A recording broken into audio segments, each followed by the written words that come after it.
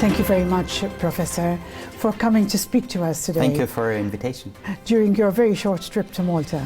A very short, but a very hopefully nice one, and it's a pleasure to be here in warm weather.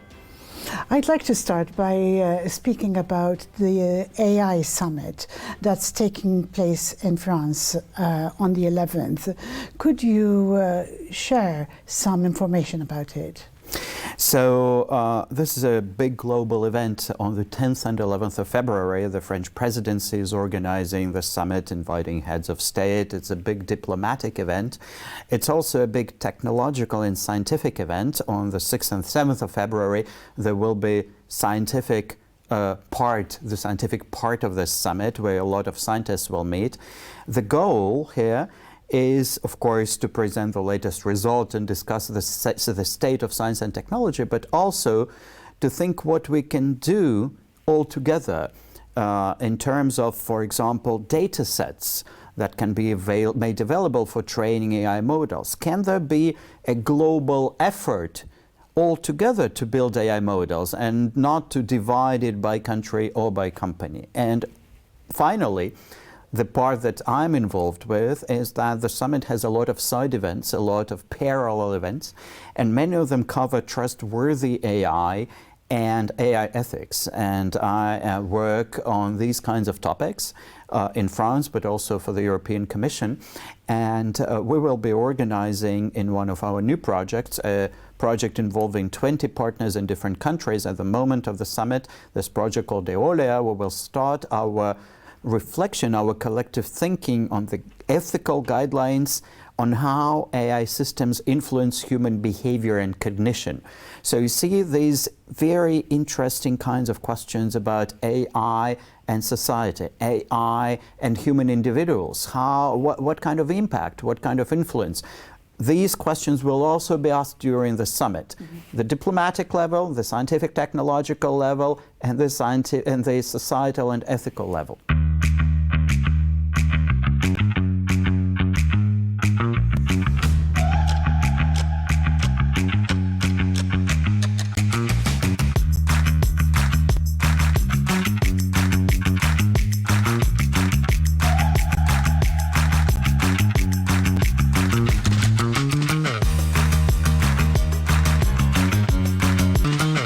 So the scope of the summit is also to identify more of a unified front in relation to AI.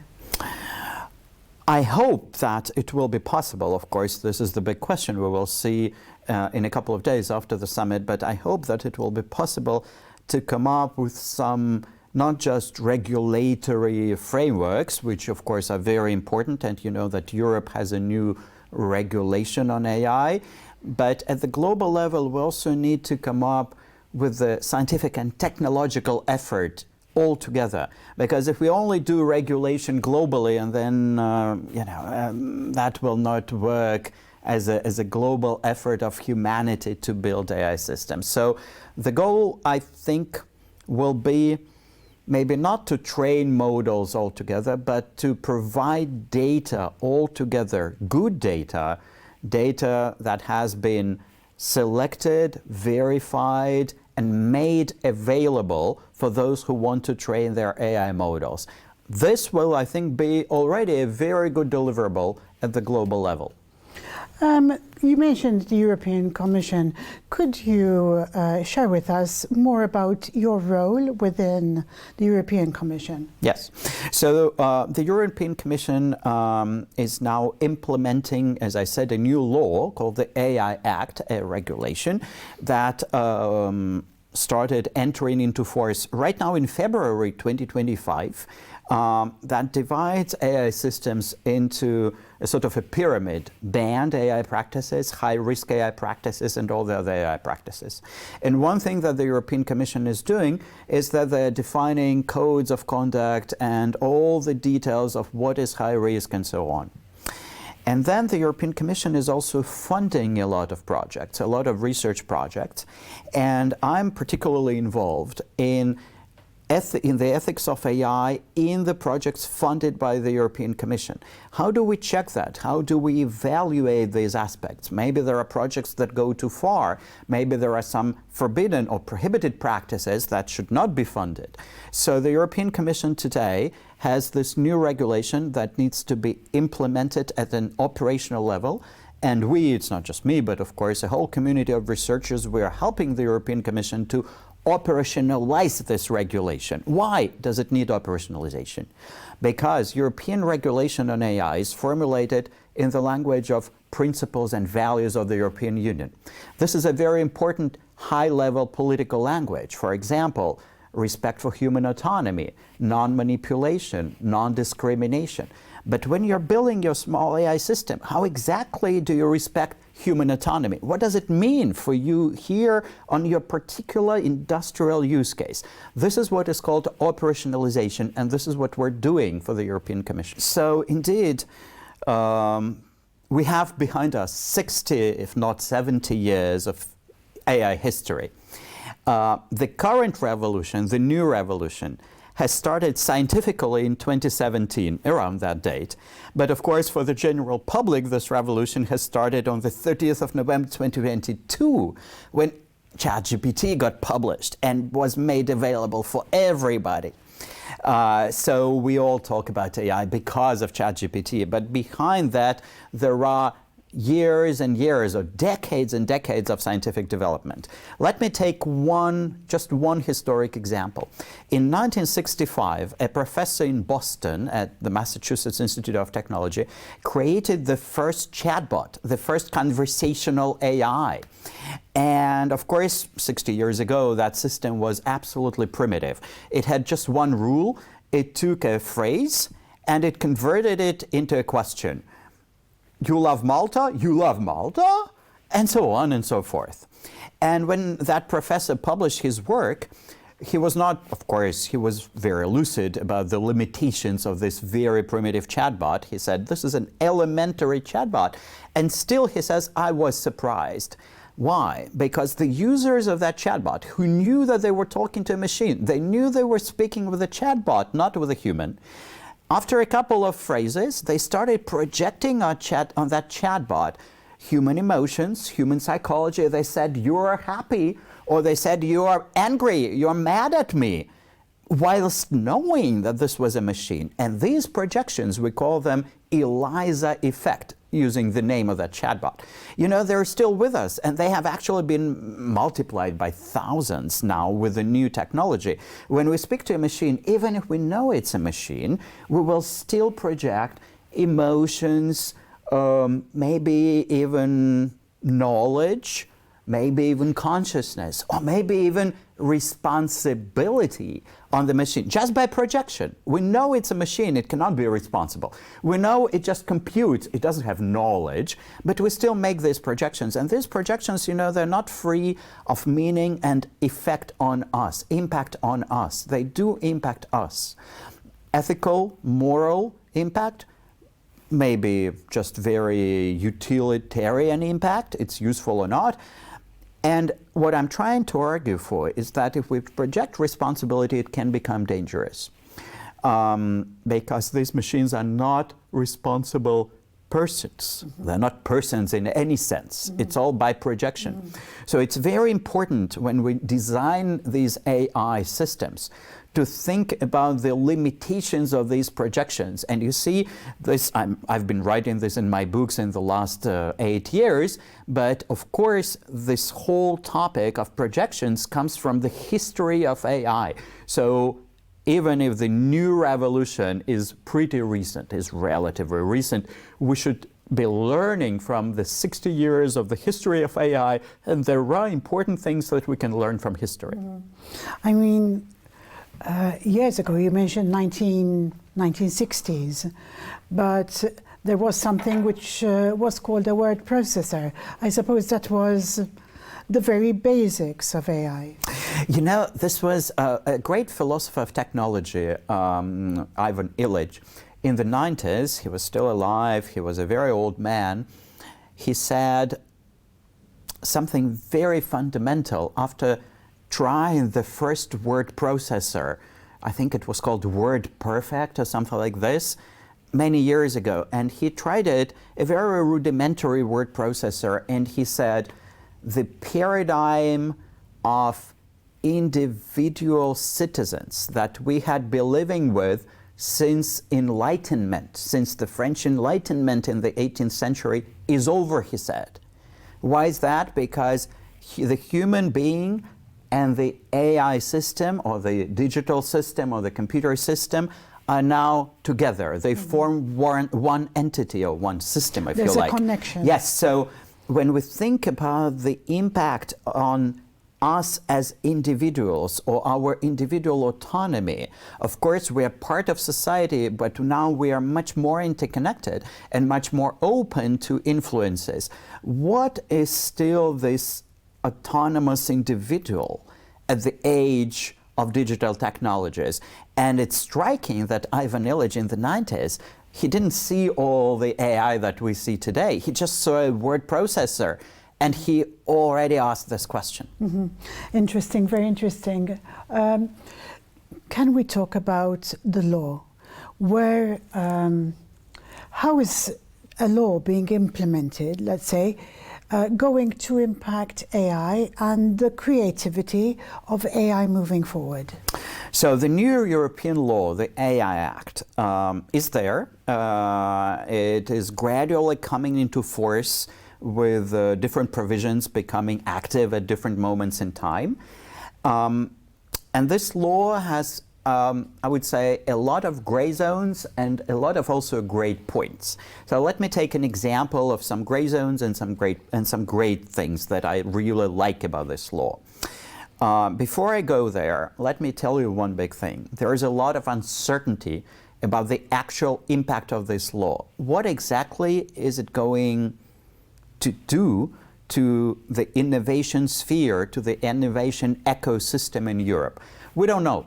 There are people arguing that the other world, the rest of the world, will copy us. And then there are people saying, oh no, all your innovation companies will go to England, or they will go to Switzerland, or they will go to Asia. So there is a lot of debate and a lot of uncertainty. Now let me take now an example of a gray zone. As I said, this law is formulated in the language of values and principles.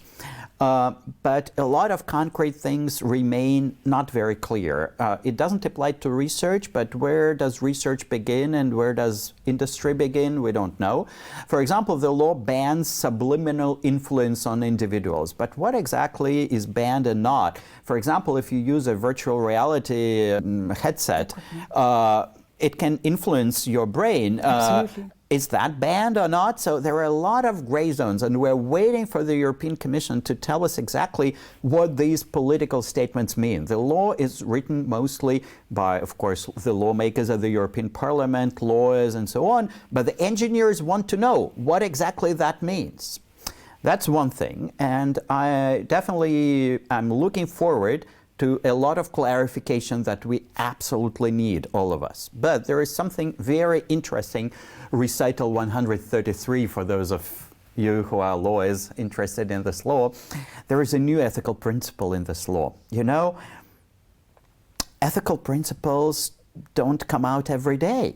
We've been hearing about transparency, non-discrimination, non-manipulation for years. And suddenly there's a new one. And that's great. So the new ethical principle is maintaining distinctions. This law says, and I think it's absolutely remarkable, that it is important that any content that you see or hear could be traced as either generated by AI systems or created by humans. And of course, if you just look at the text, you cannot tell. Most often you cannot tell. So we need some watermarks. We need some hidden machine-readable watermarks, yes, so that people can find out whether this was done by a human, made by a human, or created by a machine. And this is very important for teachers, university professors, high school teachers who today get papers written by ChatGPT or another model instead of humans. This is also very important for the engineers because they need to be able to distinguish between what is called synthetic data and human data. So putting this new principle into the law is great.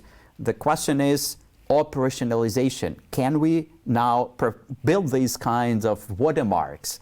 And it kind of works for images, it kind of works for videos, it kind of works for the sound and voice.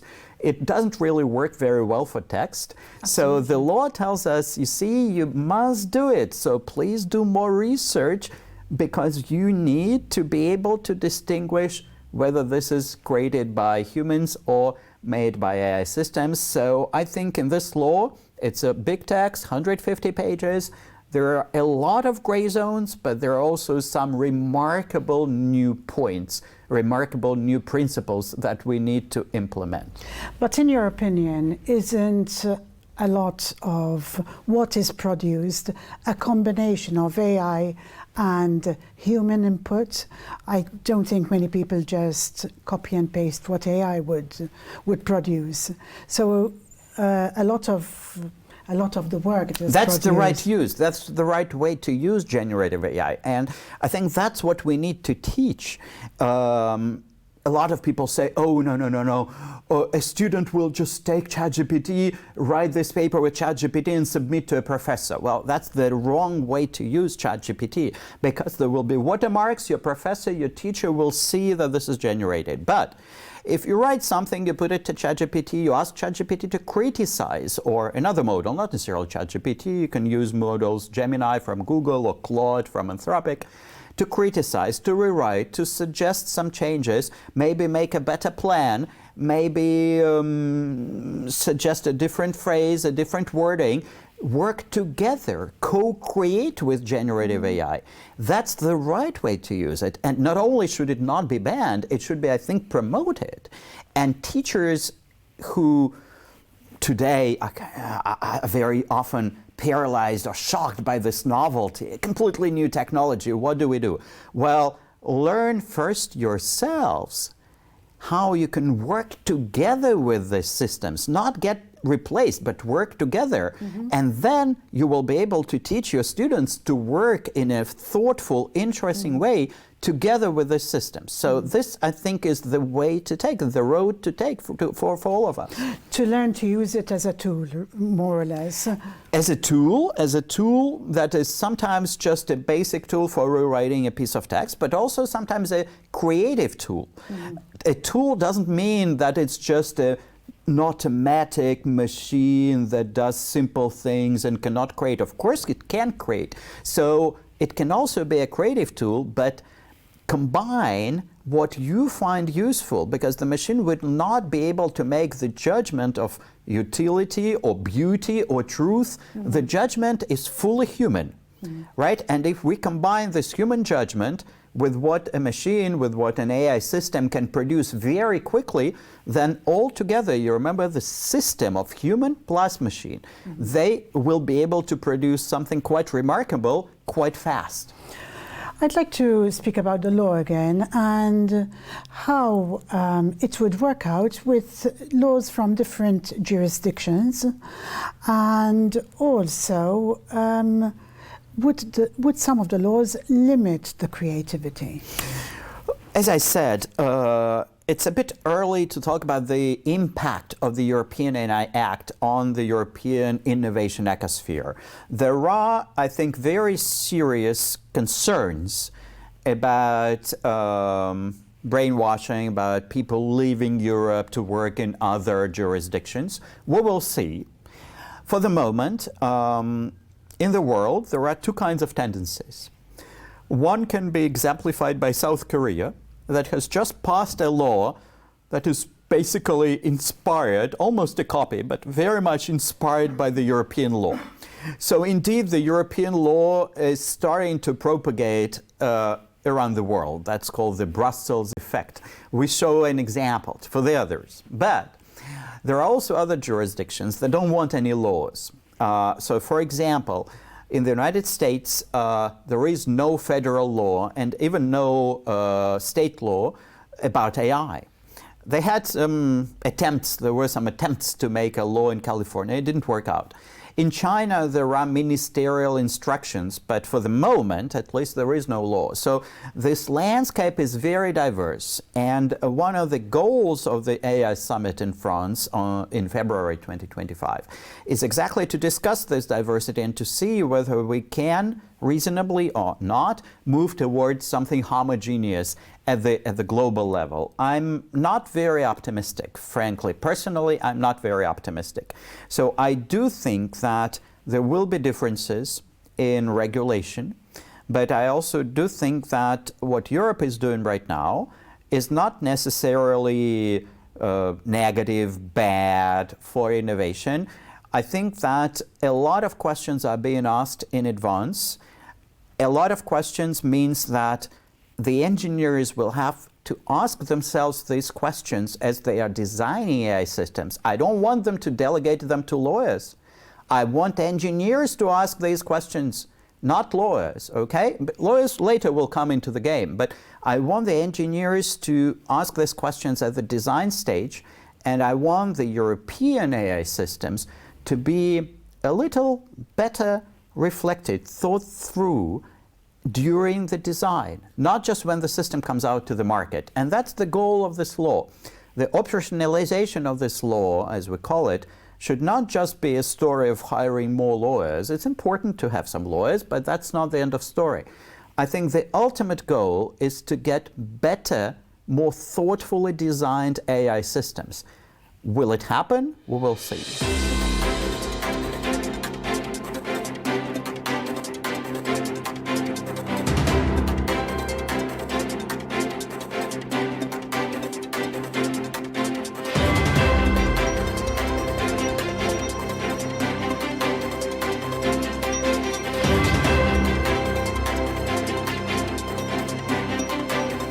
Professor, can we speak about ethics and AI? I mean, it's a vast topic, but where does one start? I mean, there's so many issues that are impacting AI.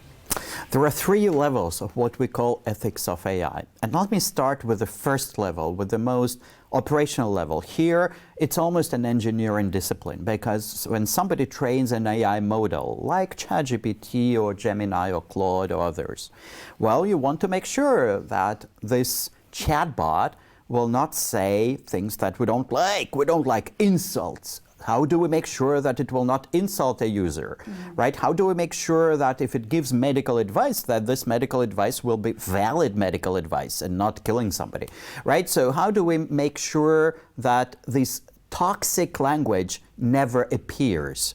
And this is done through this first level of AI ethics called alignment. We need to align these non-human AI systems with our human values and our human society, right? So that is almost an engineering task, but of course it also takes a lot of thinking and a lot of philosophy. How do you even align a model? What does it mean? So that's one thing. The second level of AI ethics is the level of thinking and measuring societal, economic, but mostly societal impact. This societal impact is happening across, all spheres of human action, on the labor market. Anybody who needs to create content, write texts, from lawyers to doctors who write reports, to designers, to what have you, they don't work in the same way as 5 years ago. The way they work professionally has changed, and we need to think about this change, and most importantly, about the speed of change. The change in itself is not bad, but if it comes too fast, people will not be able to adopt. Our educational system will not be able to adopt. And I think that at this societal level, the biggest and most important question is exactly the question of education. How do we educate our brains, networks of biological neurons, that will interact with the networks of artificial neurons? How do we build educational systems for the next generation of humans This is the overarching question at the second level. And now let me go to the third level. And it's a bit high up there, but I like it because I write books also about these kinds of very, very, very high-level questions. And for me, this high-level question is a question of anthropology and also philosophy and maybe even theology. It's a question that is not so new, but technologically very new. You know, we now have learned to build technical systems that are not human, but that speak to us in our human language. Mm-hmm. And does it change the way we think of humans? Does it change the human condition in general? Previously in myths and narratives, in the biblical narrative, we had angels and gods and oracles in ancient Greece who were not human but spoke to us in our language. Is it something like what is happening today? Well, of course, we're not building angels, but maybe we can learn from our interaction with oracles and gods and say something interesting about how we humans interact with AI chatbots. Mm-hmm. So this third level is a question of anthropology, of how humanity changes. And let me finish with maybe one example, without any gods or oracles, that I think is quite telling. Think about the moment when printing was invented. In late 15th century, people stopped more or less writing books by hand and started to print the books. It took a few decades, maybe a century, for the large-scale effects of this new technology to be felt. But for sure, our cognition today is different. We don't think in the same way because our relationship to knowledge is different. We can get knowledge with printed matter in a different way. And we're still humans, just as people who lived here in Malta before the printing press were also humans. You know, of course, you say, yes, we are the Maltese, and they were Maltese 10 centuries ago. But our cognition and behavior is quite different from their cognition and behavior. More developed. Well, morally, I don't think there is a lot of moral progress. So more developed doesn't mean that we are better than they, but we definitely think differently. We can access more knowledge. We don't memorize the same things. We probably reason differently, and not just probably, but we certainly reason differently. The way we think, the way our brains work has changed. And I think that generative AI is bringing about a revolution that will become comparable with the scale of the printing press revolution. And it will not happen in 2 years. It will take a few decades, but there will be a huge impact. Ethics. It sounds to me like a very gray area, though. Ethics, when you just say it to a lay person, they think, oh, it's about what is good, what is bad, what we should do and what we shouldn't do. And that's correct. But ethics of technology, before any judgment of good or bad, is the story of thinking about how we understand the change that brought about by technology. So, for example, think about calculators, or think about smartphones. You know, the calculators, of course, have changed our minds. We don't know how to multiply numbers very well. 30 years ago, we used to remember so many phone numbers. Now with the smartphones, we totally don't remember them. So technology does change the way we humans are in the world, what we are and how we are. And ethics is not just a judgment of this is good, this is wrong, this is bad. Ethics is a way we reflect about the meaning of this change. So of course, we should always ask, do we discriminate? Do they all have access? Is there justice? Is there a problem of fairness? All of these are important. But ethics is not a way to, just put labels, good, bad. Ethics is a way to think about technology and human individuals and human society. This is the ethics of technology. And I urge very much to think about technology, not just here and now, But in this lineage, in the tradition of change, of what we humans are, I think it's very clear that yes, we will change again, and in 50 years, humans will be quite different. Probably technological influence will be there, and I have an ethical imperative for these future humans. I think that the only imperative that we can issue today, we don't know what they will be, but we should be able to say that whatever they are, maybe they will not remember phone numbers like we don't remember phone numbers anymore. Maybe they will lose some other capacity and get some other capacity. We don't know. They will be different from us. But they should be, and this is the imperative, they should be able to recognize themselves as in our continuous human history, as the next generation in a continuous human history. No ruptures, no breaks, no shutdowns, a continuous human history. So change, yes, but change in continuity. Yes, a natural change. Not too hasty change. Yes. Can I ask a very specific question about, for example, the manipulation of images and the impact, the negative impact it could have? Yeah, so this negative impact is usually an impact of spontaneous judgment. You just see a picture and you like or dislike it, or you share it immediately. But then upon reflection, maybe you will see that there is something strange. Or maybe very soon the operating system of your smartphone will be able to read the watermarks which are in this generated image, and will put, I don't know, a red frame around it saying, generated by AI, okay? So upon reflection, you will see that this is generated by AI. So I think that what we should do is, of course, let people build AI systems. Of course, let people build detection software, but also encourage users to not react spontaneously, not just react immediately when you see something. And how do we encourage users? Of course, we should tell them, please take your time to think. But, you know, will it work? I don't think so. But we should, through technology, enforce this little reflection time. Maybe you will not be able to share immediately or to like a picture like this immediately. Maybe you will need to wait for 3 seconds, or maybe there will be a question asked to you. Have you really thought about it? And if we, through technology design, force people, or at least encourage people, or as we say, nudge people, not to act spontaneously, then this problem of fake news, image manipulation will not altogether disappear, but will become manageable. What about intellectual rights?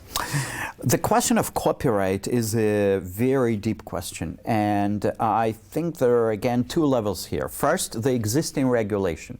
The existing regulation means that if a provider of an AI system uses some copyrighted content to train their system, well, for sure they should pay. I agree. I agree that they should pay.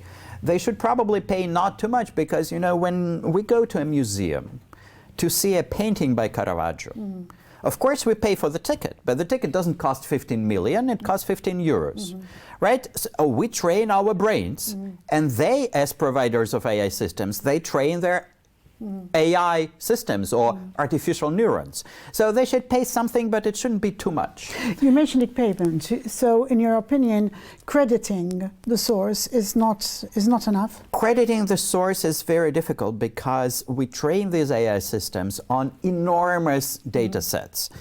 Terabytes of text or images. They are absolutely huge. If you just ask for the list of all sources used, the entire list will probably take 5 million pages. Or who will be able to read this or do anything with this? So it's just unfeasible. Oh, for credit, but how do you credit all of these creators in the world?